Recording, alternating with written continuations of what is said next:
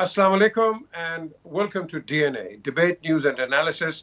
आप सुबह से देख रहे हैं कि हर टेलीविजन पे बातचीत हो रही है कि भाई ये इलेक्शंस कैसे होंगे। 4 बजे टाइम था, 2 घंटे 50 मिनट लेट ये हुआ है। तो मेरा तो एक ही सवाल है कि where is the constitution and where is the political structure. ये disaster of the government, by the government and for the government आज हमने देखा है कि there was no rule of law. और उसके इन बिटवीन ये 2 घंटे 50 मिनट के अंदर जो आपने पॉलिटिकल जो आपने कोई ट्रांसग्रेशन हुई है और जो मूवमेंट हुई है ये भी आपके सामने आ जाएंगी। बुखारी साहब, इफ्तिखार साहब and Javed Iqbal as always ये हमारे साथ हैं, ये बात करेंगे। लेकिन ये जो इलेक्शंस हो रहे हैं, ये इनको पहले कहा था कि मदर ऑफ ऑल इलेक्शंस, मैं तो कहूंगा बसंत ऑफ ऑल बसंत। ये जो आ गई है and a master U turn, particularly मैं कहूंगा फ्रॉम चौधरी शुजात। क्योंकि कल तक जो रिपोर्ट्स आ रही थी मीडिया के अंदर, अखबारों के अंदर कि हम चौधरी परवेज इलाही को सपोर्ट करेंगे, लेकिन रात की मीटिंग के बाद और आज दोबारा जो जरदारी साहब गए उनको मिल के आए और फिर जो मुनस ने डिस्क्लोजर किया है, ये एक बहुत बड़ी डेवलपमेंट है इन दीज इलेक्शंस। सो बुखारी साहब, कौन बनेगा, या करोड़पति या चीफ मिनिस्टर? देखिए गुजारिश ये है कि आज जो ये सूरत हाल हमारे सामने है उसके ऊपर हमारी बेचैनी का आलम जो है वो नज़र भी आ रहा है, हम अपने आवाज़ और अपने लहजे से भी बता रहे हैं। लेकिन ये बेचैनी और ये लहजा जो है हमारा उस वक्त नहीं था जब बलूचिस्तान की हुकूमत गिराई गई थी और बाप तख्लीक की गई थी। ना ही ये हमारा लहजा उस वक्त था जब सेनेट के अंदर मेजॉरिटी किसी की थी, कैंडिडेट किसी का था, जीत कोई और गया। तो ये सारा कुछ जो है ये कोई नया नहीं है, बिल्कुल भी नया नहीं है, ये तो एक्शन रिपीट है। तो एक्शन रिपीट जो है, जिस फेट से आप दूसरे को दो चार करेंगे उसी फेट के लिए ख़ुद भी तैयार रहना चाहिए। ये कुदरत का असूल है और कुदरत के असूल नहीं बदलते हैं। हमारे इंसानी कवानीन और असूल जो है वो बदलते रहते हैं, लेकिन लॉ ऑफ नेचर जो है वो चेंज नहीं होता। एक तो ये है।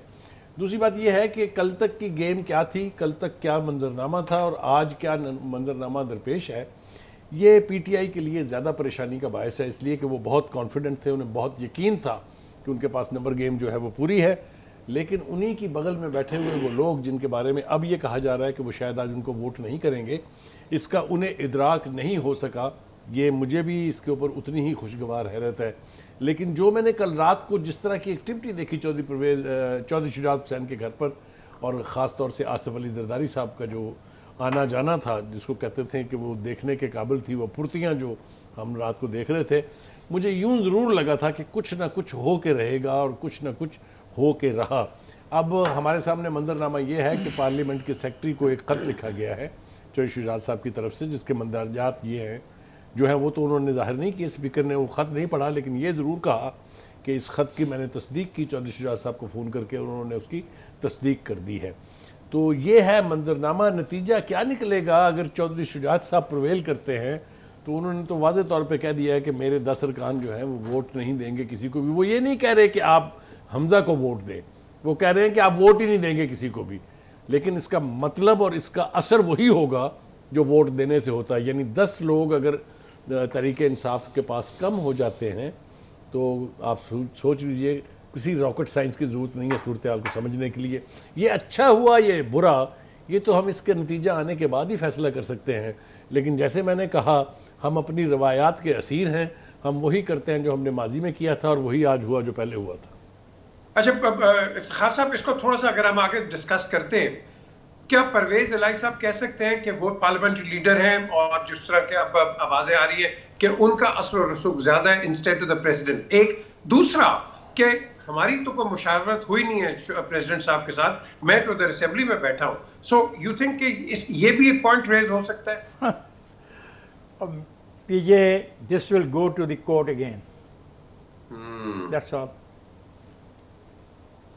एक मिनट माफी चाहता हूँ मैं, खान साहब ये कोर्ट को नहीं जाएगा वो मामला। This will go to the court again. नहीं, वो जाएंगे जरूर, लेकिन the point which has been raised by the PJ, देखिए क्या फैसला पार्लियामानी पार्टी के सरबराह का होता है या पार्टी के सदर का होता है, और पार्टी के सदर को किस स्टेज पे जाके अनाउंस करना है, और क्या पार्टी के सदर ने उसको पार्टी का इजलास बुला के उनको इतला दी। ये बहुत सारी बातें हैं। अब डिबेट चल पड़ी है, मुन्नस का मैसेज आ गया, जो मुन्नस ने अंसार अब्बासी से कहा है, उसने कहा कि हम इमरान खान के साथ हैं। शुजात कहता है हम इमरान खान के साथ नहीं हैं। तो मामला तो यहीं पे शुरू हो गया। अब बाकी अदालतें फैसला करेंगी। देखिए, मेरे ख्याल से हर मामले को घसीट के लेके अदालतों में जाने की रवायत अच्छी नहीं है, और अदालतें किस हद तक आपको रिलीफ देती जाएंगी। अब तक तो बहुत रिलीफ आपको मिल चुके हैं। मेरा नहीं ख्याल कि ये मामला जाएगा, इसलिए कि जो मुनहरफ अरकान थे नेशनल असम्बली के अंदर और जो पंजाब असम्बली के अंदर मुनहरफ अरकान थे, उनकी किस्मत का फैसला पार्टी के सरबराह के लेटर से हुआ है। आपके सामने let me read out Mohammad Salai का जो स्टेटमेंट ताज़ा तरीन है वो मैं शेयर कर रहा हूँ। Yesterday Pakistan Muslim league L parliamentary party chaired by the parliamentary party leader Sajjad Bhatti PP 67 in Punjab Assembly held its meeting and it was decided unanimously that the Chaudhry Parvez Ali is CM candidate।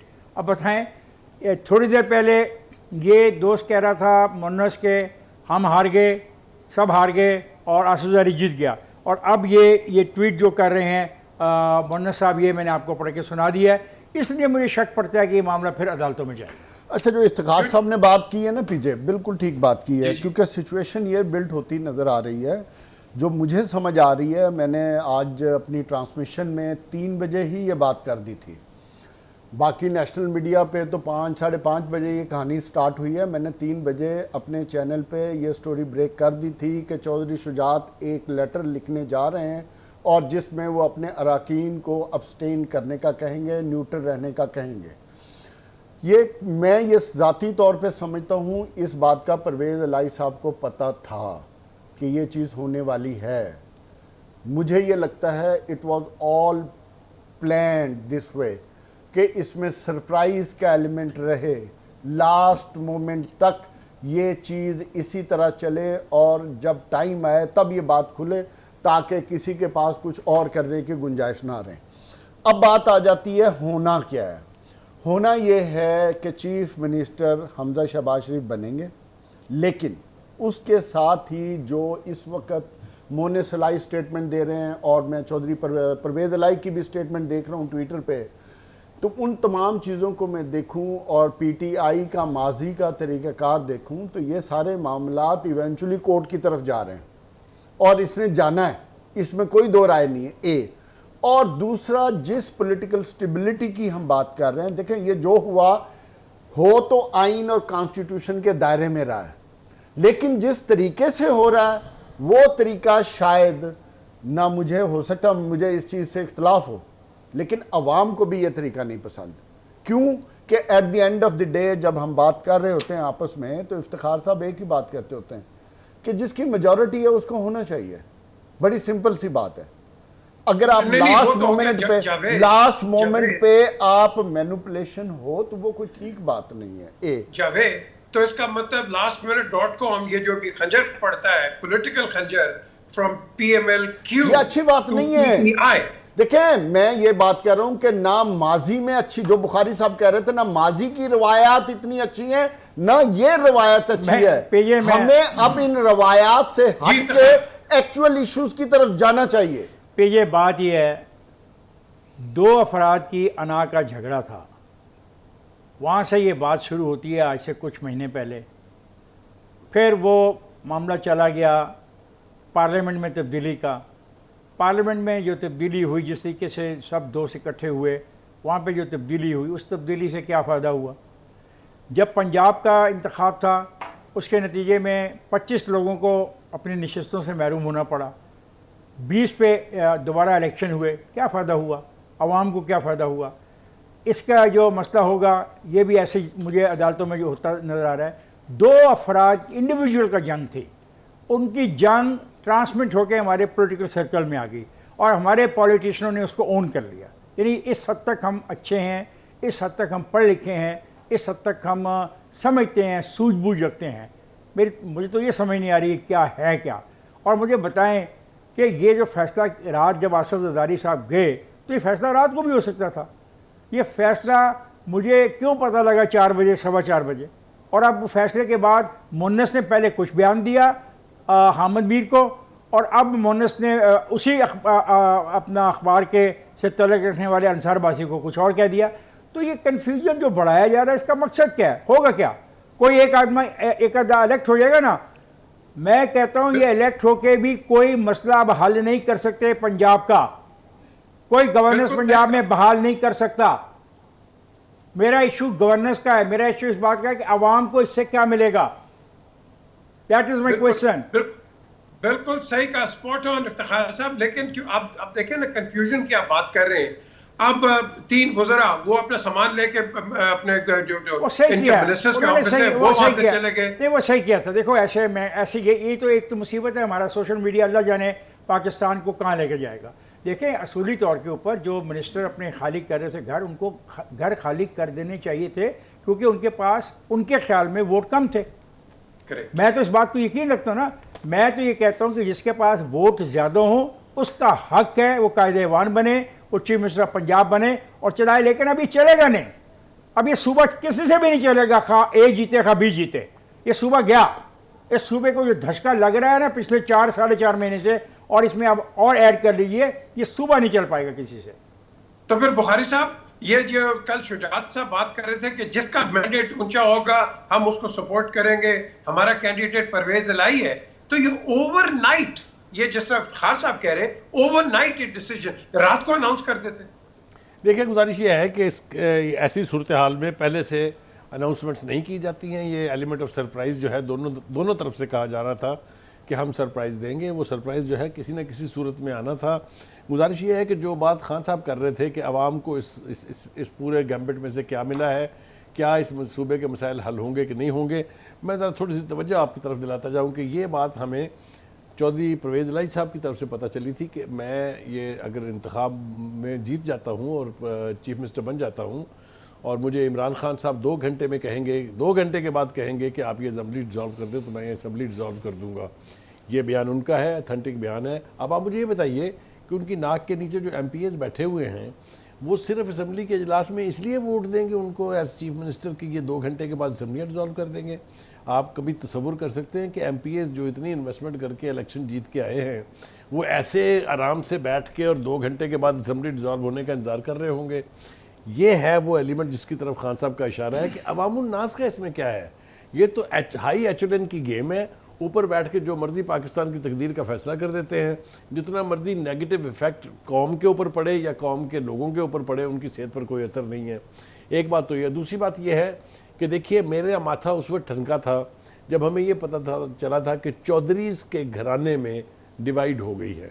Divide बिल्कुल वाज़ेह थी, वो कोई छुपा हुआ राज नहीं है। 2 important लोग जो हैं चौधरी घराने के, एक अपने चौधरी सालक और तारिक बशीर चीमा फेडरल मिनिस्टर है फॉर गॉड सेक, और कौन सी डिवाइड की ज़रूरत है आपको?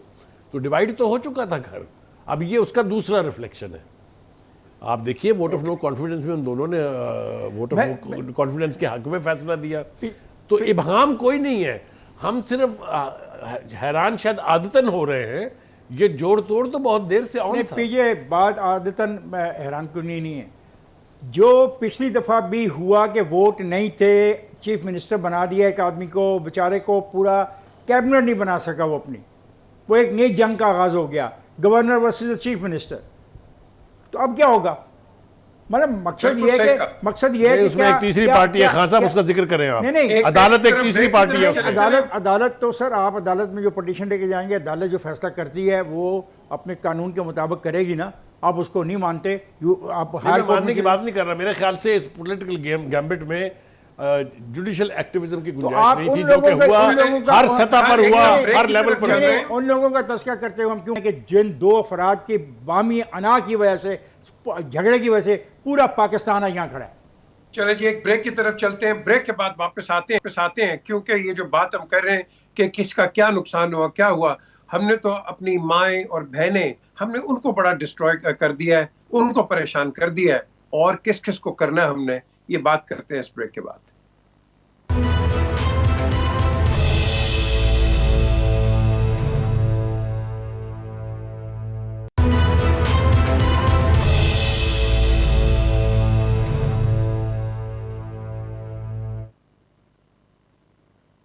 Welcome back to DNA. ये जो आज आप इलेक्शंस देख रहे हैं जिनके बड़ी वो हाइप बनी थी, मदर ऑफ ऑल इलेक्शंस, मेरे तीनों भाई जो बैठे हैं आई एम श्योर वो इत्तेफाक करेंगे।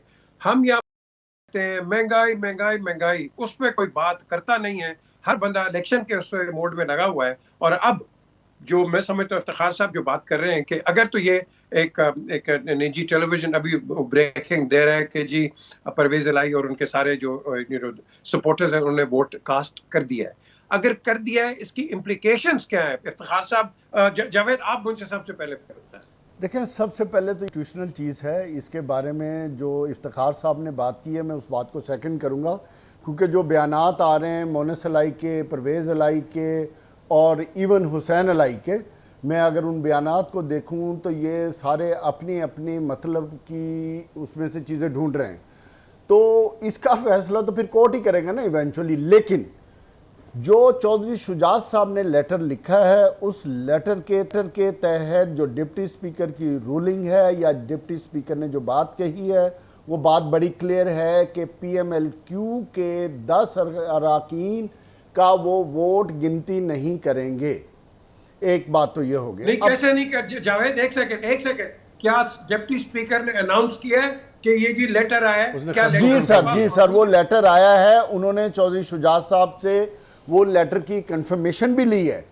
तो जाहिर है डिप्टी स्पीकर ऐसे तो नहीं कह सकते, तो इसलिए ये इतनी बड़ी कंट्रोवर्सी बनी हुई है। अगर उस लेटर की सदाकत और उस पर अमल दरामद ना करना होता तो मेरा ख्याल है कि अभी तक ये बात तभी दब चुकी होती। असल में ना मसला फिर कहीं और जाता है। मसला ये आता है कि ये हुआ क्यों है। चलें उस पर भी बात कर लेते हैं। हुआ इसलिए है कि पाकिस्तान में जो इस टाइम माशी तौर पे बदहाली चल रही है, जो महंगाई का तूफ़ान है, जो डॉलर रुक नहीं रहा, जो IMF की डील फाइनल नहीं हो रही, सऊदी अरब पैसे नहीं दे रहा, UAE कतर वाले सोचे बैठे हुए हैं। मैं ये समझता हूँ और मेरी इतलात ये हैं, शायद अगर इस सारी एपिसोड को उसके साथ लिंक कर दें तो फिर शायद कुछ बातें आपको समझ आना शुरू हो जाएंगी। वो इसलिए कि जो लोग हैं वो चाहते हैं कि पाकिस्तान में स्टेबिलिटी हो, एक ऐसी गवर्नमेंट हो जो फेडरल में भी हो और पंजाब में भी हो, उस हुकूमत को। क्योंकि अगर जल्दी से प्लीज इंटरवीन करते हैं कि मुझे बताएं तो फिर अब हम महंगाई को भूल जाएं, उसको सब खत्म कर दें और ये इलेक्शंस पे अब लगे रहे। पाकिस्तान की तो सियासत कोई कर ही नहीं रहा ना। सियासत तो इक़्तिदार की हो रही है। अगर इक़्तिदार के अलावा सियासत हो रही होती, अवाम की सियासत हो रही होती, तो ये सारे मिल बैठ के पाकिस्तान को ले जाते। ये बात ये है कि इन हालात में अवाम के हक की सियासत हो ही नहीं सकती जो हालात पिछले साल अक्टूबर, नवंबर, दिसंबर से शुरू हुए हैं। ये बिल्कुल नहीं हो सकती। ये अफराद के अना की जंग है जिसमें असेंबलियों को घसीट लिया गया है। असेंबलियाँ क्या करें कि क्या तब्दीली आई है? 4 महीने उनको वो आए हुए हैं। वो 4 महीने में कौन सी बेसिक तब्दीली ला सकते हैं जी? जब वो आए विरासत में उनको IMF का एक मुआहदा मिला, उसी को लेके आगे चलना ना। पंजाब में जो आदमी आया वो तो काबीना भी पूरी नहीं बना पा रहा था। ये क्या हो रहा है?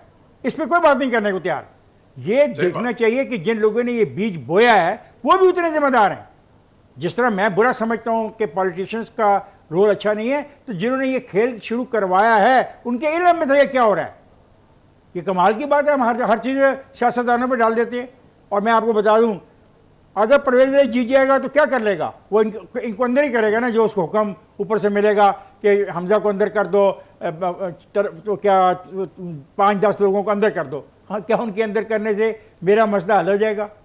तेल की कीमत कम हो जाएगी, तेल की सप्लाई। और मुझे तो यहाँ पे ये नज़र आ रहा है 2-2 करोड़ की गाड़ी होगी और 2 लीटर पेट्रोल नहीं मिलेगा। हालात इस हद तक जा रहे हैं। बाकी आपकी बुखारी साहब जी, तो फिर ये जो इफ्तिखार साहब बात कर रहे हैं, वेदर A जीते या B जीते, एक दूसरे को अंदर करने वाली गेम है ये सारी।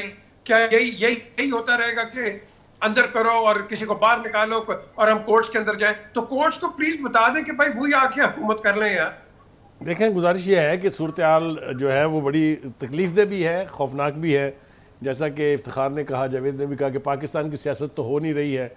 मुझे अभी एक मैसेज रिसीव हुआ है सिडनी से, जो लोग देख रहे हैं इस वक्त बैठ के कि क्या हो रहा है यहाँ पर, और वो हैरत का इजहार कर रहे हैं कि जनाब ये किस किस्म की सियासत है। ये पाकिस्तान की सियासत कभी सही नहज पर आएगी या नहीं आएगी? डॉक्टर हुमायूं को मैंने जवाब भी दिया कि भाई ये हमारे बस की खेल नहीं है। ये तो जो खेल खेला जा रहा है इसमें ज़ाती मुफाद पाकिस्तान के मुफाद के ऊपर फ़ौक़ियत हासिल कर रहा है। हैविंग सेड दैट, ये बड़ी अनफॉर्चुनेट बात है कि हम इस किस्म की छोटी छोटी लड़ाइयाँ जो हैं वो बजाय यहीं पर हल करने के लेके कोर्ट की तरफ भाग जाते हैं, चाहे वो सुप्रीम कोर्ट है, चाहे वो लाहौर हाई कोर्ट है। और जिस तरह के फ़ैसले आए हैं देखिए, मैं ज़ाती तौर पर जुडिशल एक्टिविज़म के ख़िलाफ़ हूँ, और जो जुडिशल एक्टिविज़म नहीं होना चाहिए, ख़ास तौर से जब सेंसिटिविटीज़ इतनी हाई हों। किसी एक पार्टी के हक़ में अगर बिल तरतीब फ़ैसले आएंगे तो फिर बहुत सारे सवालात उठते हैं। हम तवक्को ये करेंगे कि पंजाब असम्बली में ये मामला एमिकेबली सेटल हो। रिज़ल्ट तो निकलना है इसका, इसलिए कि इलेक्ट्रल प्रोसेस ऑन है, वोट डाले जा रहे हैं। और मुझे इस बात की भी खुशी है कि आज वो बदनुमा बदसूरत सीन हमें मिलने को, देखने को नहीं मिल रहे हैं जो हमने अप्रैल के महीने में देखे थे। मुझे डर है कि ऐसा होगा जब वोट अनाउंस होंगे और काफ लीग के लोगों के वोटों को डिप्टी स्पीकर कहेगा कि मैं इनको काउंट नहीं करता, उसका हंगामा होगा। हंगामा तो होना है। जी, एक ब्रेक का वक्त हो गया। ठीक बात कर रहे हैं। देखें, रिजल्ट ब्रेक के बाद वापस आते हैं। जावेद, अपना जो आपने दो बातें बड़ी इंपॉर्टेंट करनी होती हैं ये कीजिए आप इस ब्रेक के बाद। लेकिन मुझे समझ नहीं आती कि काफ लीग को पीपल्स पार्टी हुई है ना कि कातिल लीग और फलाना, और फिर उसके बाद इकट्ठे बैठना, फिर उधर से भी यही कि ये इससे बड़े चोर कोई नहीं है, फिर वहां इकट्ठे बैठना। तो ये तलखियां आप खुद क्रिएट करते हैं, फिर साथ भी खुद बैठ जाते हैं, और हम जो है इधर जो एनालिसिस देते हैं हम गंदे हो जाते हैं कि किसका किसकी क्या बात करें। और बात होती है इस ब्रेक के बाद।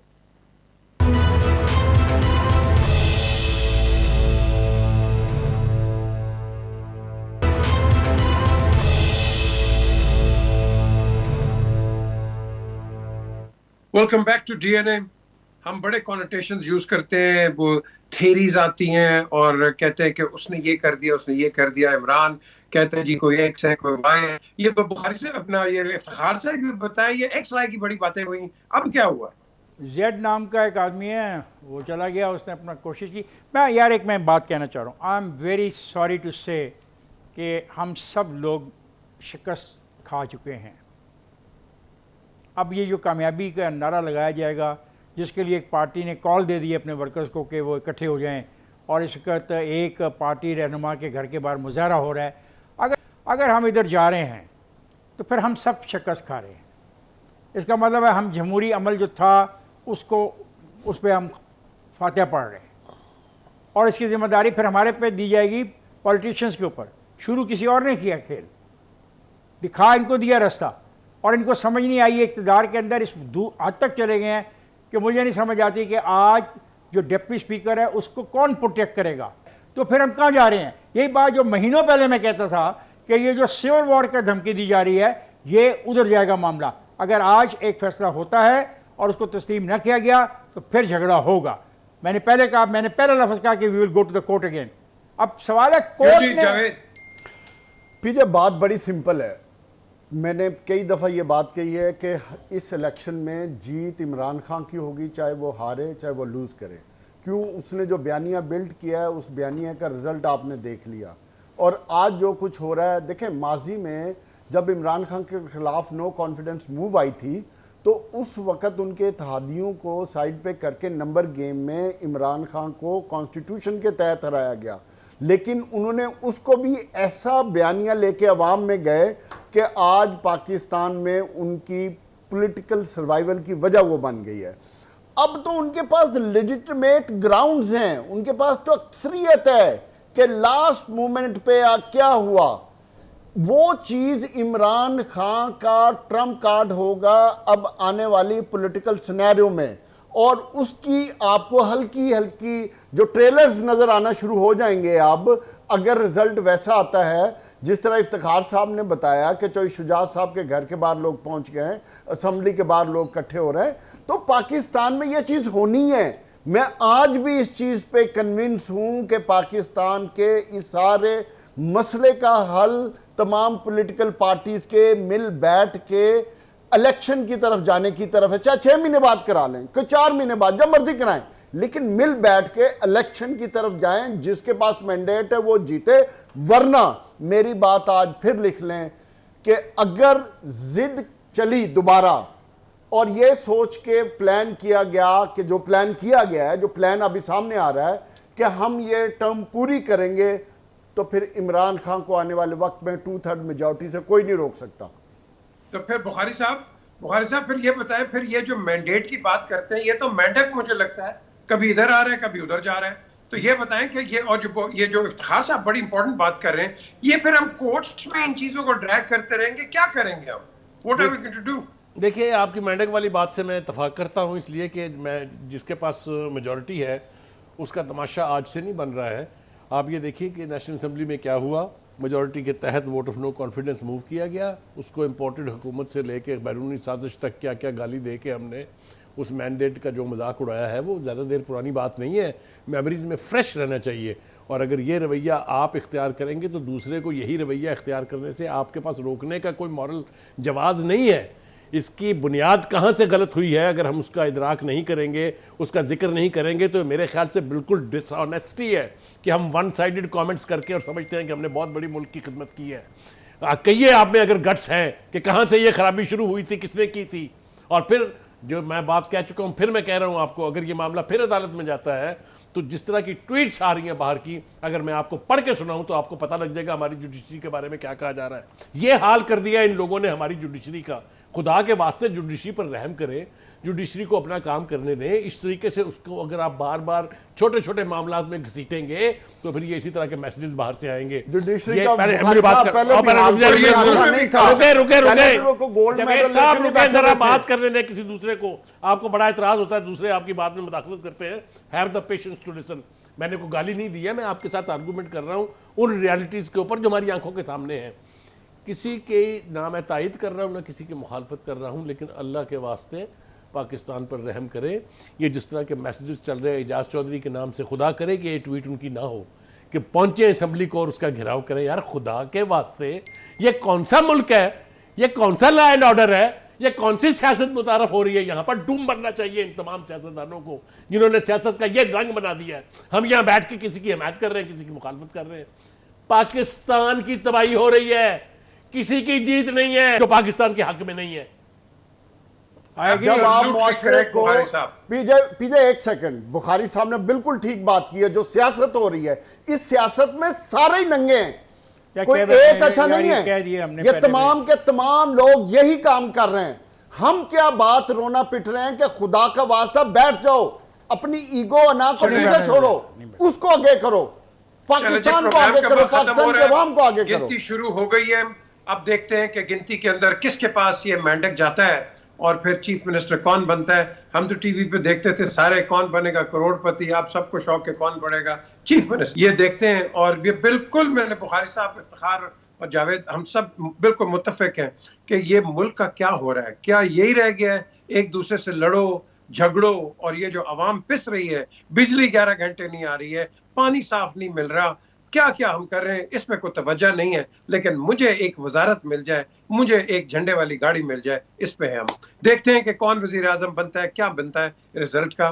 कल दोबारा आपके सामने आएंगे। Until then, look after yourself, look after Pakistan. खुदा हाफिज।